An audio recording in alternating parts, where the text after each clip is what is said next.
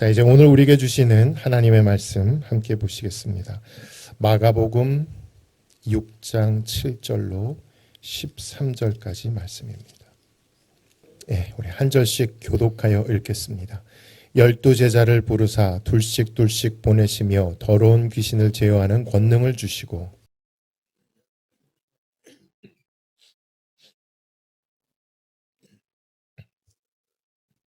신만 신고 두 벌 옷도 입지 말라 하시고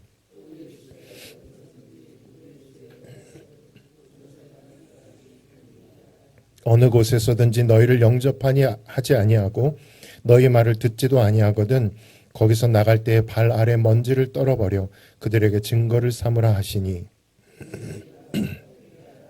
함께 읽습니다. 많은 귀신을 쫓아내며 많은 병자에게 기름을 발라 고치더라. 아멘. 자, 오늘 설교의 제목이 무엇입니까? 네, 제자의 길 두 번째 시간이죠. 예수님을 따르는 제자의 길.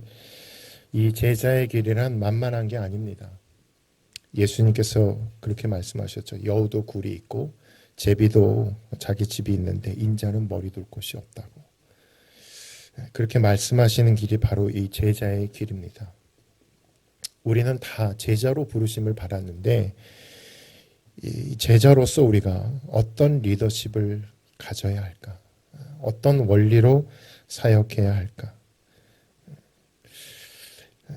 비단 교회에서만이 아니라 우리의 가정에서, 우리의 직장에서, 우리의 사업장에서 예수 그리스도의 제자로서 내가 어떠한 원칙으로 어떤 원리를 가지고 사역을 해야 하는가, 이런 큰 그림을 가지고 오늘 말씀을 받으시면 좋겠다 하는 생각이 듭니다. 자, 오늘 예수님께서 12제자를 둘씩 짝을 지어서 보내십니다. 예수님이 가시고 싶으신 마을과 동네로 보내세요. 제자들이 이제 나가서 하나님 나라의 복음을 전파하고 병자들을 고치고 귀신을 쫓아내고 사역들을 감당합니다. 그럴 때에 이 제자들이 어떤 원칙으로 사역을 했는가? 지난 시간에 세 가지를 우리 봤는데요. 한번 복습해 보실까요? 첫째가 무엇이었죠? 예, 부르심의 원리였습니다. 다시 말해서 제자들이 하고 싶다고, 가고 싶다고 그렇게 하는 게 아니라 주님이 원하시는 일을, 주님이 가고자 하시는 곳에 가는 것이죠. 두 번째 원리가 뭐였습니까? 예, 팀 사역의 원리였습니다. 둘씩. 누가복음에서는 70명의 제자를 파송하시는데 그때에도 마찬가지로 둘씩. 예, 그래서 나 혼자 사역하는 게 아니라 같이 일해서 함께 교회를 세워가는 것이죠. 그리고 세 번째 원리는 무엇이었죠? 예, 믿음의 원리였습니다. 믿음의 원리가 무엇이라고 했습니까? 주님이 나를 부르시고 주님이 내게 필요한 그 사역을 맡기실 때는 그 사역을 감당할 수 있는 권능도 힘도 공급하여 주실 것을 믿고 하는 것입니다. 물질이 필요하다. 주님이 물질을 주시고요. 사람이 필요하다. 사람도 주시고요. 건강이 필요하다. 하나님의 건강도 감당할 수 있도록 주장하여 주실 것을 믿으실 수 있기를 바랍니다. 예. 우리가 이 맛을 봐야 합니다. 교회에서 사역들을 하시죠. 오늘도 주일 사역, 주일학교 사역, 또 찬양 사역, 목장 사역, 주방 사역, 예배 안내 사역, 방송 사역. 교회에서 사역하시는 분들을 보면 여러분 그분들이 왜 사역을 할까요? 교회에서 무슨 돈을 주는 것도 아니고 교회에서 사역하는 것 때문에 사회적으로 막 명예가 생기는 것도 아닌데 왜 사역을 할까? 이유가 있습니다. 바로 맛 때문입니다. 맛이 있어요. 어떤 맛이냐면 하나님께서 때를 따라 공급하여 주시는 은혜의 맛이 있습니다. 제자들을 보내시고 그냥 너희가 가서 귀신을 쫓아내라 이렇게 말하시지 않고 귀신을 쫓아낼 수 있는 권능을 주신 것처럼 제자로서 사역을 하다 보니까 때마다 일마다 꼭 필요했던 게 있는데 주님이 적절하게 채워주시는 맛을 경험하는 거예요. 이것은 사역을 해본 자만이 경험할 수 있습니다. 여러분 가나의 혼인잔치를 아십니까? 가나의 혼인잔치. 이 가나라고 하는 곳에 혼인잔치가 열렸는데 뭐가 떨어져 버렸죠? 포도주가 떨어졌습니다. 그래서 예수님이 이 포도주를 채우시기 위해서 물로 포도주를 바꿔버리십니다. 자, 이때 가장 은혜 받은 사람이 누구일까? 1번, 포도주가 떨어진 것을 가장 먼저 알아차렸던 마리아. 2번, 혼인잔치를 주관하는 연회장. 3번, 이 혼인잔치의 주인공인 신랑과 신부. 4번, 하인들. 누가 제일 좋아했을까요? 네, 4번 하인들입니다. 왜? 하인들은 물을 떠왔잖아요. 사역을 해봤단 말이죠. 자, 우리 말씀을 통해 확인하겠습니다. 요한복음 2장 9절입니다. 시작. 연회장은 물로 된 포도주를 맛보고도 어디서 났는지 알지 못하되 물 떠온 하인들은 알더라. 지금 같은 시간에 주일학교에서는 전도사님과 선생님들이 아이들에게 물을 주고 있어요. 여러분, 우리가 줄 수 있는 건 물이에요. 물밖에 없는데 물을 줘야죠, 당연히. 그런데 이 물을 우리 주님은 뭘로 바꾸신다고요? 포도주로 바꾸신다. 나는 학생들에게 정말 맹물 같은 그런 물을 한 모금 줄 뿐이에요. 근데 이 말씀이 이 아이들의 평생에 기억나는 말씀이 되어버립니다. 두고두고 생각나는 말씀이 되어버려요. 그리고 그때 선생님이 나에게 이런 말씀하셨지 라는 것이 어른이 되어서도 그의 인생에 영향을 끼쳐요. 물이 포도주로 변화된 것이죠. 이것은 그 선생님만 알 수 있는 맛이에요. 그래서 또 하는 거예요. 또 이 사역을 감당하는 거예요. 돌 항아리에 물을 채워라. 예 하고 채워요. 아구까지 채웁니다. 이 물을 떠서 연회장에게 갖다 주어라. 예 하고 또 갖다 줘요. 물 떠온 하인들이 아는 맛이 있어요. 그래서 또 사역하고 또 사역을 하시는 겁니다. 사역이 나를 누수하게 하고 나를 달아지게 하고 나를 지치게 만들고 물론 그럴 때도 있어요. 그런데 그것만 있다면 누가 사역을 하겠습니까? 사역에는 분명히 나를 힘들게 하는 부분도 있지만 그 힘들게 하는 사역이 오히려 나에게 힘을 주고 나를 지치게 했던 사역이 나를 위로해주고 나를 진이 빠지게 하는 사역도 있지만 동시에 나에게 기운나게 하는 사역도 분명히 있다는 거예요. 여러분, 날아다니는 새가 두 날개가 있잖아요. 그 날개의 무게가 얼마나 무겁겠습니까?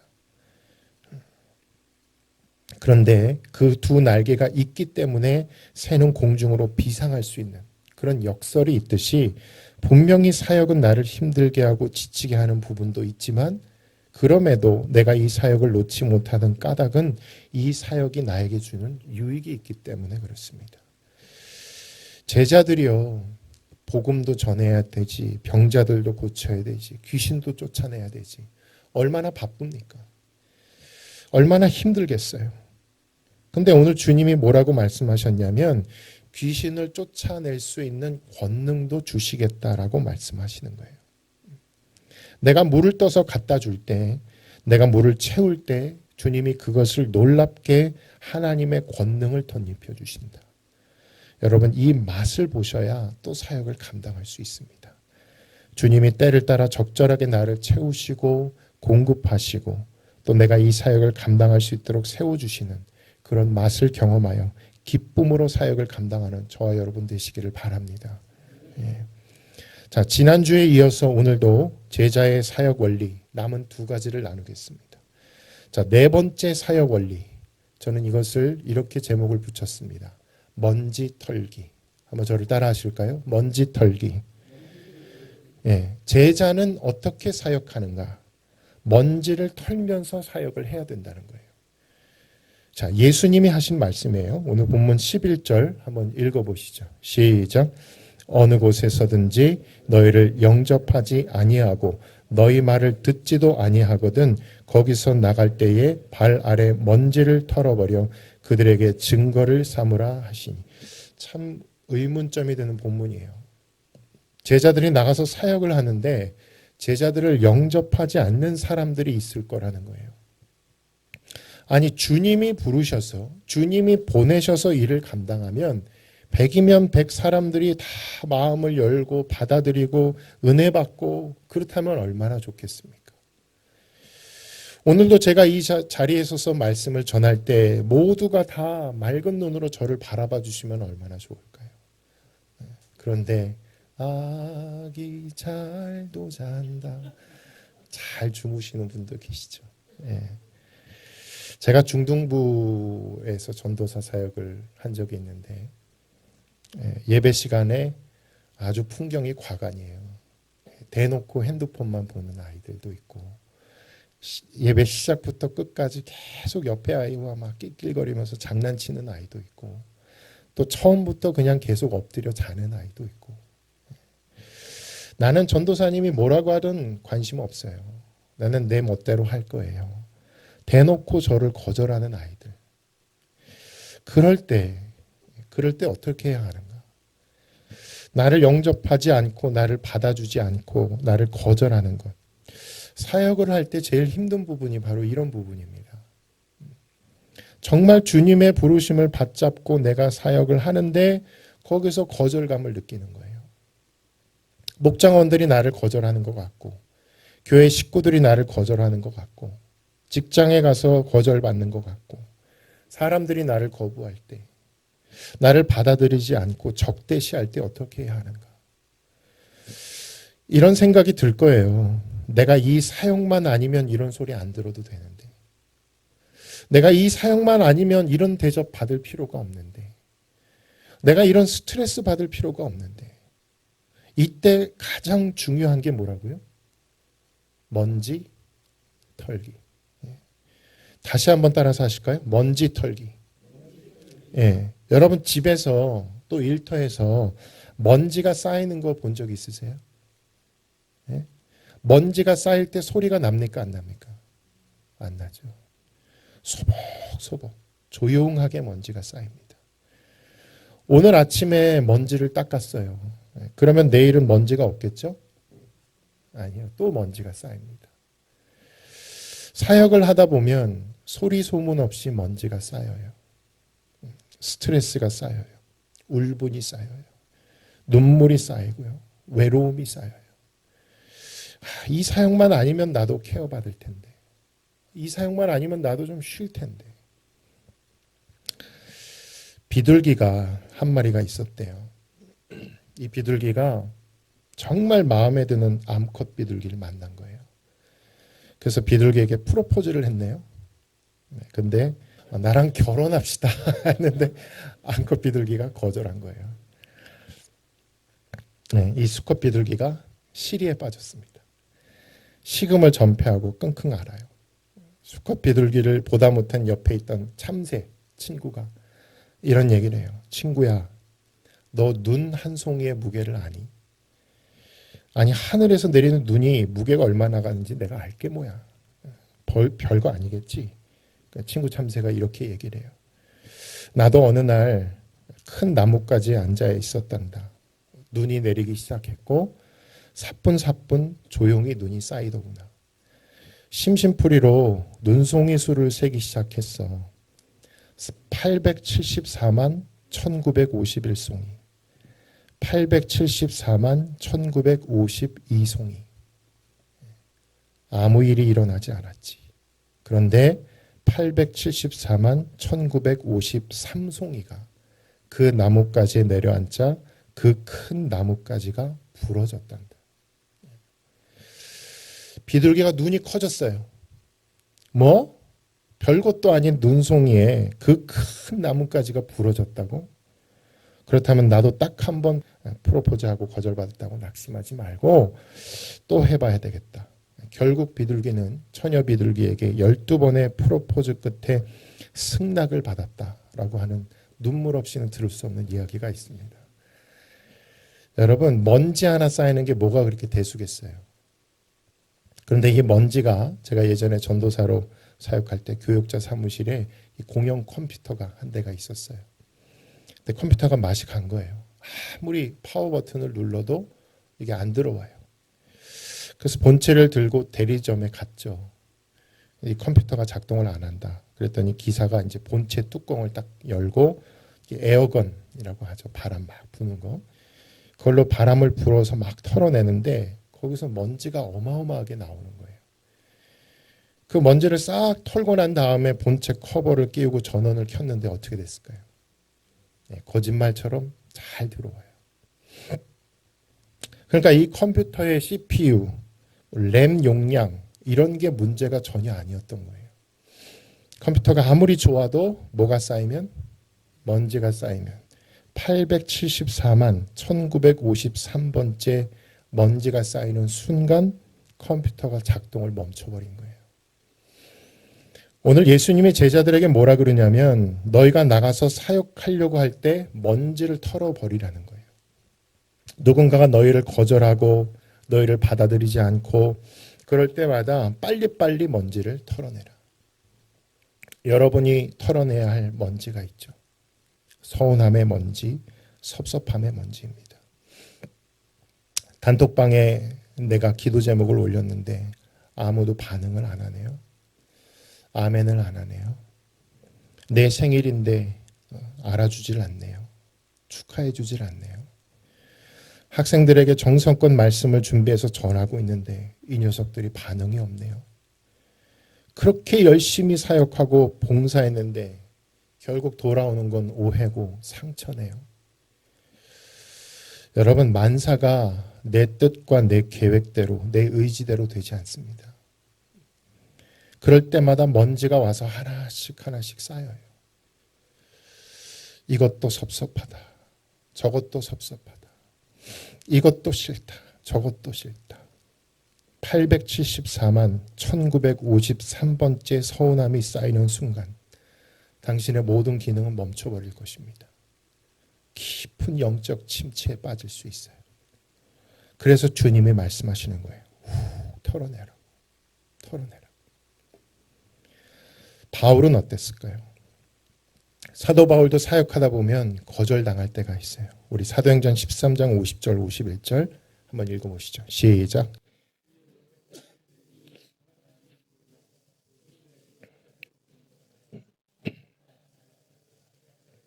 그 지역에서 쫓아내니 두 사람이 그들을 향하여 발에 티끌을 이고니온으로 안디옥에서 복음을 전했어요. 처음에는 막 사람들이 복음을 마음을 열고 받아들여요. 다음 주에도 와서 우리 회당에서 좀 말씀 좀 전해 주십시오. 말씀이 너무 좋습니다. 그래서 말씀을 전하는데 다 받아들이는 건 아니에요. 그중에 유대인들이 몇 명 있는데 이 유대인들이 사람들을 선동합니다. 그리고는 바울과 바나바를 박해하는 거예요. 바울과 바나바를 영접하지 않는 거죠. 자, 그럴 때 바울과 바나바가 이 유대인들이 어찌하든지 자신들의 사역에 방해가 되지 않도록 이분들을 품어주고 끌어안아주고 이분들을 위해서 기도해주고 때로는 이분들에게 맛있는 과일도 사주고 소고기도 사주고 뭐 선물도 챙겨주고 애경사도 참여해주면서 어찌하든지 이분들과 끝까지 가려고 했다면 안 됐을 겁니다. 바울은 털어버려요. 그리고 이고니온이라고 하는 다른 곳으로 가버려요. 먼지를 털어버리는 겁니다. 그러면 안디옥에서만 먼지를 털었을까? 고린도에 가서도 먼지를 털어요. 사도행전 18장 5절 6절입니다. 읽어보시죠. 시작.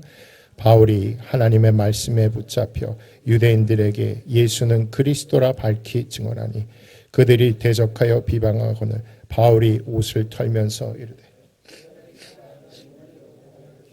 나는 깨끗하니라 이후에는 이방인에게로 가리라 하고 그들이 바울을 대적하여 비방할 때 바울이 어떻게 해요? 옷을 털면서 너희 피가 너희 머리로 돌아갈 것이요 나는 깨끗하니라. 그 후에 어디로 갔다고요? 이방인에게로. 바울의 사역 원리를 아시겠습니까? 먼지를 털어버려요. 발을 털어버리고 옷을 털어버려요. 계속해서 텁니다. 영접하지 않고 받아들이지 않고. 그런데 우리 참 성도님들이나 저나 마찬가지로 우리가 참 쓸데없이 잘하는 게 한 가지가 있어요. 그건 잘하지 않아도 되는데 잘하는 게 하나 있어요. 그게 뭐냐면 죄책입니다. 죄책. 죄책이 뭐냐면 나를 영접하지 않고 받아들이지 않을 때 이렇게 생각을 하는 거죠. 아, 이거는 내가 부족해서 그렇구나. 아, 이건 내가 못나서 그런 거야. 내가 기도를 안 했기 때문이야. 내가 그릇이 너무 작아. 자꾸 내 부족함인 거예요. 이 사람이 영접하지 않고 나를 대적하고 나를 비방하고 받아들이지 않는 것에 대해서 내 책임으로 지려고 하는 것이죠. 여러분, 이것은 제자의 사역 원리가 아닙니다. 제자의 사역 원리는 털어버려야 돼요. 빨리 터셔야 돼요. 그리고 내가 또 해야 할 다른 일들, 이방인에게 가든지 다른 데로 가든지 또 내가 해야 할 일에 마땅히 집중하는 것이죠. 제자의 사역 원리 중에 오늘 주님이 너무나 중요한 것을 우리에게 말씀하셨어요. 먼지를 털어버려라. 모든 사람이 다 나를 환영해주고 받아준다면 뭐가 성가시겠어요? 근데 그렇지가 않아요. 그럴 때면 얼른 털어버려야 돼요. 오늘도 김 집사님이 나 설교할 때 졸았어. 여러분, 이걸 가지고 제가 막 끙끙 앓고 있으면 어떻게 목회하겠습니까? 얼른 털어야죠. 전도를 나갔는데 내가 문전박대를 당했어. 욕을 먹고 침뱉음을 당했어. 얼른 털어버려야죠. 그리고 제가 해야 할 또 다른 사역에 집중해야 하는 것. 그렇게 사역을 감당하는 겁니다. 자, 이제 5번째 마지막 사역 원리인데요. 이 5번째 제자의 사역 원리는 뭐냐면 바로 상식입니다. 상식. 어떻게 상식이 사역의 원리가 될 수 있느냐? 여러분, 상식적이기만 해도 제가 목회 사역을 하면서 지금까지 올 때 상식적이기만 해도 해결될 수 있는 문제가 많아요. 상식적이기만 해도. 오늘 제자들이 나가서 이제 하나님 나라의 복음을 전합니다. 그리고 병자를 고치고 귀신을 쫓아내시는데 어떻게 하셨는가, 어떻게 했는가를 보겠어요. 우리 오늘 본문 끝나는 13절 말씀 한번 읽어보시죠. 시작. 많은 귀신을 쫓아내며 많은 병자에게 기름을 발라 고치더라. 많은 병자에게 뭐 했다고요? 바로 이 부분입니다. 뭘 발라요? 기름. 이 기름이 뭐냐? 감람유, 올리브유입니다.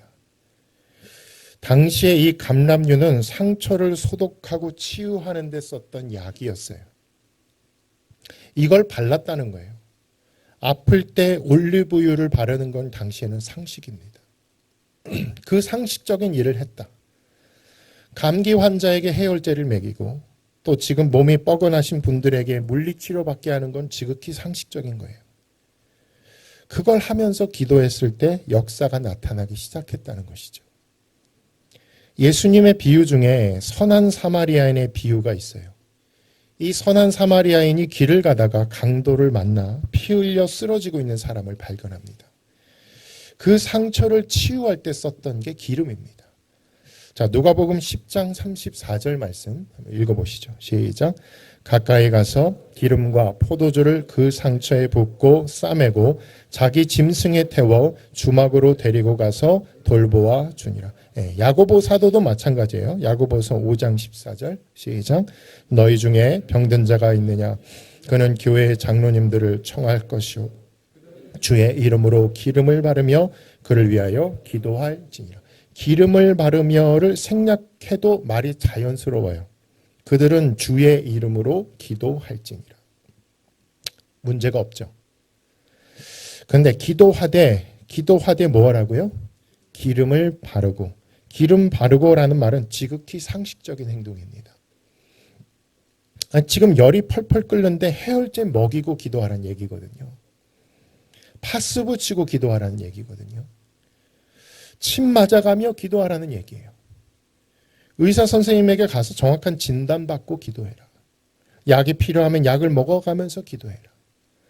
내 마음이 아프면 정신과 상담도 받아가면서, 우리 자녀의 마음을 이해하기가 어려우면 아이가 심리적으로 뭐가 필요한지 치료도 받아가면서 기도하라는 이야기예요.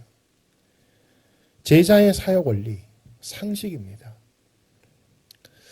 어느 마을에 비가 내렸어요. 비가 하루 이틀 내린 게 아니라 계속해서 내렸어요. 그래서 홍수가 나고 물이 범람을 합니다. 집 위에까지 찼어요. 이제 위기가 온 거죠. 어떻게 해야 되나. 근데 바로 옆집에서 누군가가 통나무를 하나를 갖고 왔어요. 저기요, 물이 차오르는데 내 통나무에 같이 타서 우리 같이 나갑시다. 이분이 말해요. 나는 통나무 필요 없습니다. 나는 하나님이 저를 도와주실 것이니 당신 혼자 타고 가시오. 계속 비는 오고 물은 더 차오르고 나중에 보트가 와요. 보트가 와서 얼른 올라타라고. 나는 필요 없다고. 하나님이 나를 도와주실 거라고. 보트가 떠나요. 물이 계속해서 차오릅니다. 이제 내 목까지 차올랐어요. 이거 어떻게 해야 되나. 주여 도와주소서. 하늘에서 헬기가 왔어요. 다리를 내리더니 이걸 잡으십시오. 나는 하나님이 도와주실 것이요. 필요 없어. 다른 사람 도와주러 가시오. 결국에 죽었어요. 그래서 하나님 앞에 갔어요. 하나님, 왜 저 안 도와주십니까? 저는 하나님의 도움을 기대했는데 왜 안 도와주십니까? 하나님 뭐라고 하셨을까요? 내가 통나무 보냈잖아. 내가 보트 보냈잖아. 내가 헬기 보냈잖아. 여러분, 그거를 신학적인 용어로 일반 은총이라고 합니다. 일반 은총. 주님이 나에게 주신 일반적인 은총이에요. 바세린 바를 거 바르고 파스 붙여야 되면 파스 붙이고 그러면서 기도하라는 거예요. 하나님께서 우리에게 주신 일반적인 은총들이 있어요. 그게 기름이에요. 그걸 바르면서 기도할 때 그게 일반적인 것이지만 하나님께서 거기에 특별한 은혜를 덧입혀 주실 때 병자가 낫고 귀신이 나가는 놀라운 역사가 일어날 줄로 믿습니다. 제자의 사역 원리란 영적인 것으로 신령한 것으로만 사역한다고 해서 모든 일반적인 은총을 다 거부해 버리는 게 아닙니다. 필요하면 약도 먹고 필요하면 주사도 맞아가면서 기도할 때 하나님이 거기에 은혜를 주신다는 거예요. 자, 제자의 길, 제자의 사역 원리 5가지 한번 정리해 볼까요? 첫째가 무엇이죠? 부르심의 원리입니다. 두 번째는요, 팀 사역을 합니다. 세 번째는요, 믿음으로 합니다. 오늘 중요한 거 나눴죠. 네 번째는요, 먼지 털기요. 마지막 5번째, 상식을 가지고 사역을 감당할 때 저와 여러분에게 맡겨주신 이 하나님 나라의 복음이 더욱더 풍성하게 퍼져서 하나님의 영광이 나타날 수 있기를 예수님의 이름으로 축원합니다. 아멘. 우리 기도하시겠습니다.